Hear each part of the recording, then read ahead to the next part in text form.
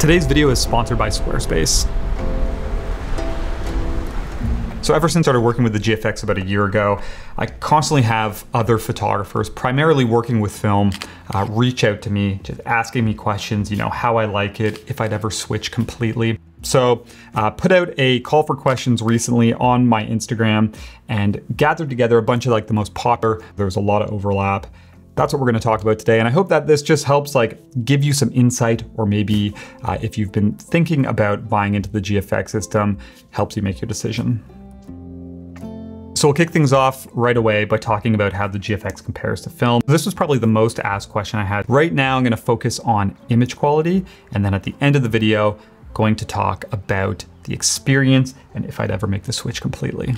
And of course, this is gonna be subjective. We're all gonna feel differently, but in my opinion, just from my experience working with both formats for quite a while now, I feel like the images from either one can end up looking very, very similar when done right. But the difference lies in how you get to the final image. So one of the things I love about film is you develop and scan, and then you have this look baked in already, and you make a few tweaks. With black and white, it's a little bit easier, I find, with the GFX. I did a video reviewing the Mitakon 65mm lens on the GFX, and I compared it with the Pentax 6.7 shooting some Acros film at the same time, and then I used the Acros Sim on the GFX, and the images look almost identical. It was impressive. But when it comes to color, the challenging part with digital, especially at the start with the GFX, is you have this blank slate. So you have to be the one who goes and bakes in the look and takes it wherever you want to go. Whereas with film, you're kind of given that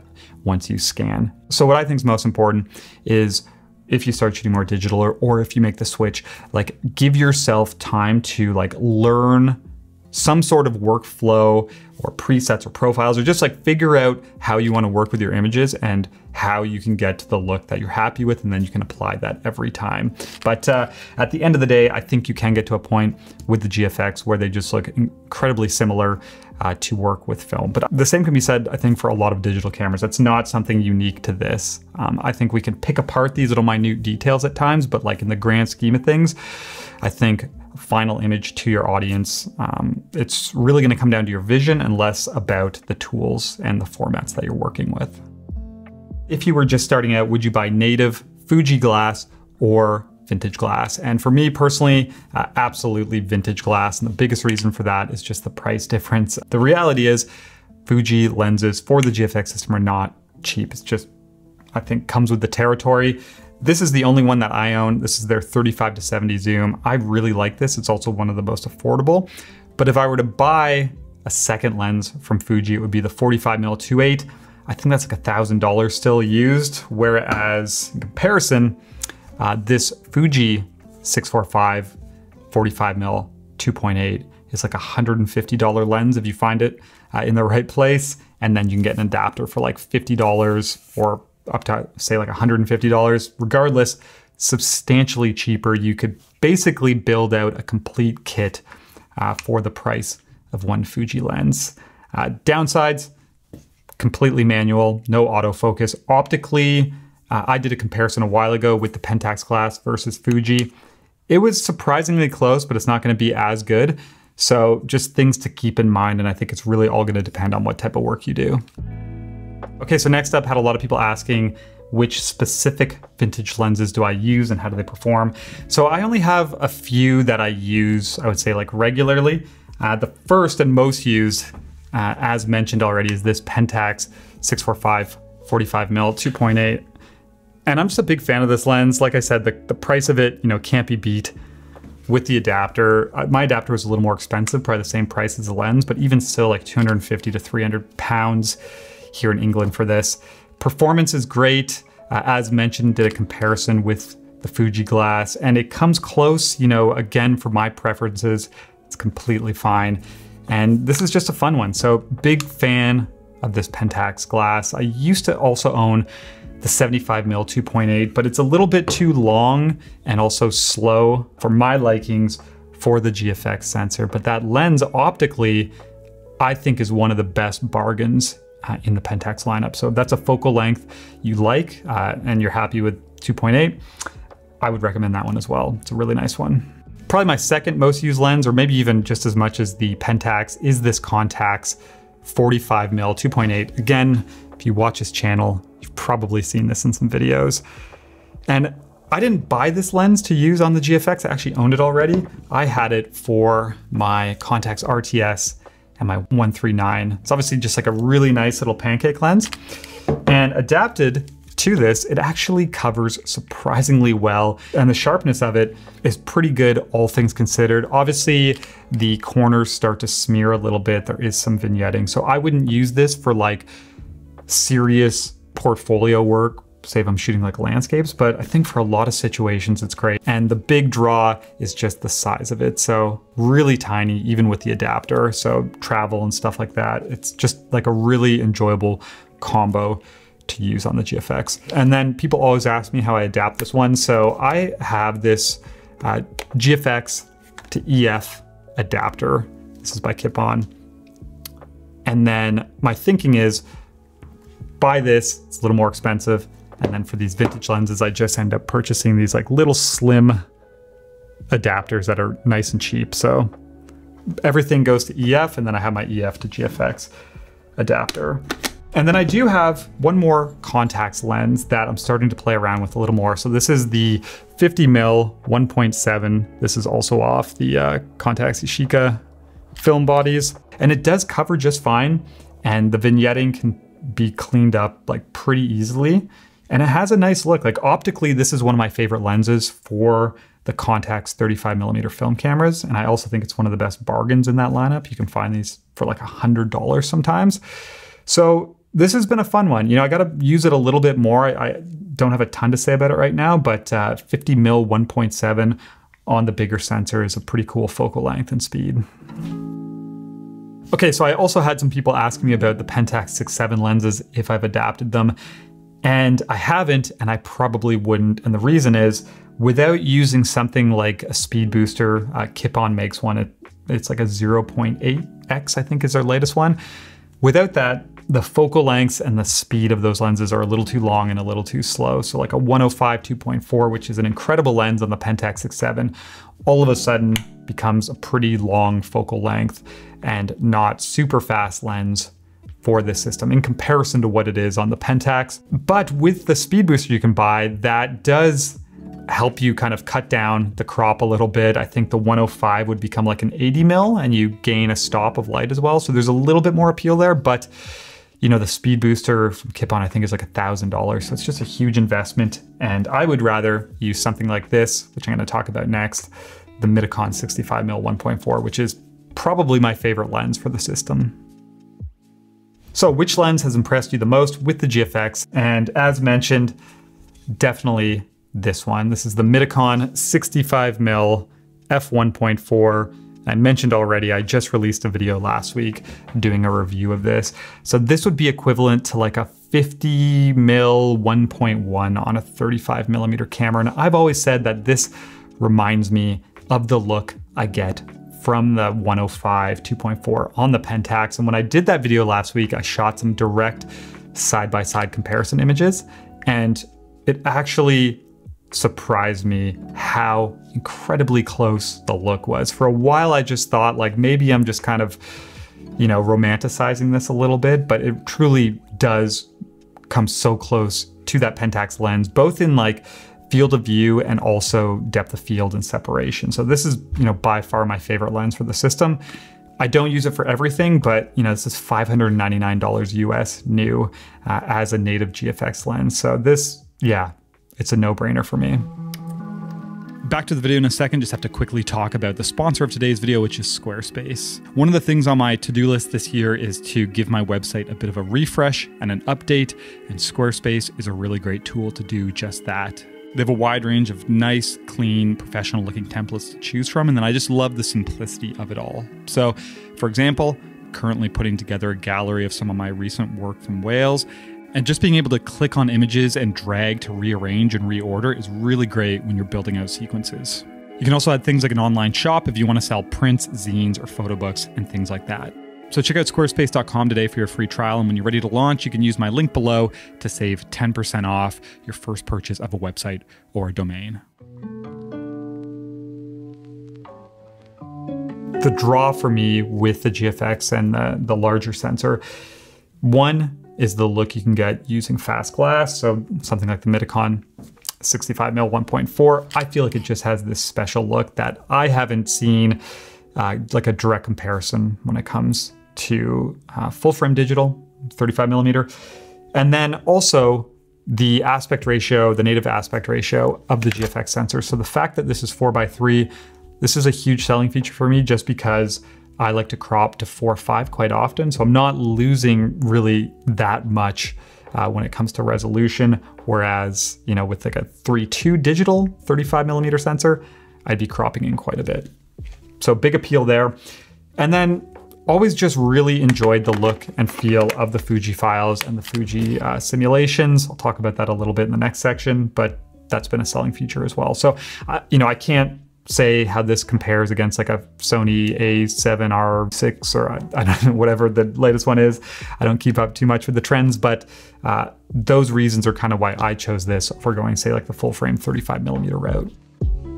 Had a bunch of people asking me why I made the switch from the 100S to the 50R. I did own the 100S for about 6 months. And also, how big is the difference in resolution between the two? So the 100S is, I think, 11,600 pixels on the long edge, and the 50R is, I think, 8,200 pixels on the long edge. So there is a substantial difference in resolution, but I think it's important just to consider what you even need out of your files. You know, 8,200 pixel wide image is, you know, pretty big, and you can do a lot with that. So it is easy to get wrapped up in these specs that you might not, you know, actually need everything out of that larger sensor. I've been completely happy with this. And that kind of brings me into the second question, the 100S going to the 50R. And I really enjoyed the 100S. I was intrigued by it, obviously because of the resolution. Also the fact that it has IBIS, shoots 4K video and stuff. All of those reasons pushed me to go to that model. But I found after using it, and then I'd use the 50R as well, these image files kind of give me everything that I need. I'm completely happy with them. And there's such a difference in price between the two cameras that I personally just couldn't justify it to, you know, keep the 100S instead of this. All right, gonna talk quickly about editing. And first up, I had a bunch of people ask me about the files themselves and if, you know, my computer struggles with it, what the difference is like between the two. So I have a MacBook Pro with the M1 Pro processor in it. I had a Mac Mini M1 before this. They feel very similar, both those computers, but the 50R files edit really nice on here. They're, you know, pretty simple to work with. There's not much lag, you know, when you're doing tweaks, when you're adjusting things, that it's pretty responsive. It doesn't hang up. The 100S, on the other hand, on both computers, the files from that camera, I always found right from day one were like a little bit chunky. So even like zooming in, especially let's say if we reset this image, if you go to, you know, like apply a specific preset, there's always this like lag, and then it kind of sets everything. So it's not bad. Like this computer can still handle it just fine, but certainly out of any image files I've ever worked with, the 100S are kind of like the clunkiest. And there was a very noticeable difference going from those to editing the 50R files. So yeah, I don't think it's a huge issue, but just know if you did want to go the 100S route, it is going to be for sure a little bit harder on your computer. Okay, and then I had a lot of people ask about my editing workflow when it comes to the GFX files and matching them with my analog work.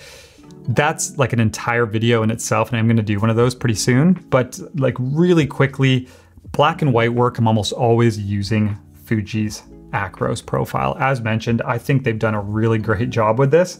And if you didn't see that Midicon video, basically this is Acros on the GFX, and this is actual Acros film with the Pentax 6.7. We'll put both of these side by side. So we have Pentax on the right, GFX on the left, and you can see even with just like a quick edit, they look really, really close. So 95% of the time, I would say that's what I'm using for black and white work. Color is where it gets a little bit more complicated. When we're talking Fuji profiles, I am happy with theirs, and I almost always use Classic Chrome. I've actually made my own modified version called Kyle's Classic Chrome. And I find that working really nice for a lot of images. This is one that I used it for. It just tweaks like a few of the hue, saturation sliders and stuff like that, but it's based off of them pretty close to the regular one. So I think they've done a good job with that. But recently I started playing around with the Classic Lab presets. I think that's what they're called. I'll put a link below. It's not sponsored by them or anything. I bought these ones, but I bought their complete pack. So there's all these different color negative films.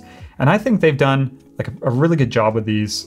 They still require, you know, obviously some tweaks and some edits, but for example, this is one with their Portra 400 profile, and then I made a few tweaks and stuff like that. So it's a little more subtle. You can still, there's some room for tweaking. Nothing's baked in too heavy, but I've been using these for maybe like the past 2 months and I've actually been quite happy with them. So those are fun ones to explore, but Acros and Classic Chrome.